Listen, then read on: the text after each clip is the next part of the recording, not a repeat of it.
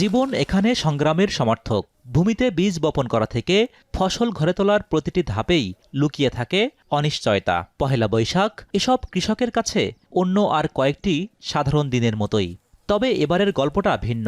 কৃষক কার্ড মাঠে প্রান্তরে যেন এনেছে ঈদ আনন্দ। এখন তো সব কিছু কিনে করা লাগে, এখন তো বেশি খরচ হয়। ওই সময় যে কৃষক কার্ড দেয় তাহলে অনেক খরচ কম হবে।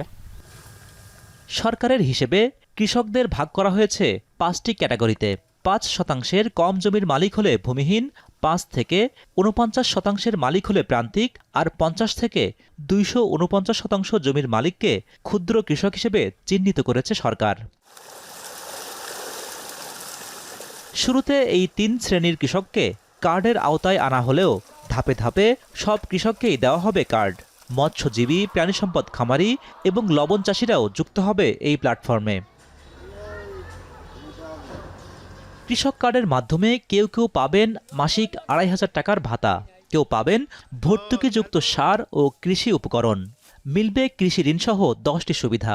কৃষি সম্প্রসারণ অধিদপ্তরের প্রত্যাশা, এর মধ্য দিয়ে সরকারের সাথে কৃষকের দূরত্ব কমবে, দূর হবে দুর্নীতি। সরকারি যত সুবিধা আছে, মানে প্রযুক্তিগত সুবিধা, প্রশিক্ষণগত সুবিধা, তারপরে ঋণ, কৃষি ঋণগত সুবিধা, তারপরে প্রণোদনার সুবিধা, সব ধরনের সুবিধা এখানে পাবে এবং এর মাধ্যমে মানে কি বলা যায় যে দুর্নীতির কোনো সুযোগ থাকবে না। বাংলাদেশ পরিসংখ্যান ব্যুরোর তথ্য অনুযায়ী প্রায় 45% কৃষক বর্গা চাষী। তবে তাদের শনাক্তকরণ সহজ নয়। কৃষক কার্ডকে কার্যকর করতে হলে নির্ভুল, হালনাগাদ এবং যাচাইযোগ্য ডাটাবেস তৈরি করাই সবচেয়ে বড় চ্যালেঞ্জ মনে করেন কৃষি গবেষকরা। আমরা দেখি এই কার্ডগুলো বিগত সময়ে জেলে কার্ড বা এইসব কার্ডগুলো যখন দেওয়া হয়েছে তখন কিন্তু যে জেলে না তাকেও দেওয়া হয়েছে। তখন এই কার্ডগুলো এখন আমি বলবো যে যাতে এই দলীয়করণের ঊর্ধ্বে এবং সঠিক মানুষটা যাতে এই কার্ডটা পায়, প্রতিনিয়ত এটাকে কিন্তু আপডেট করা দরকার।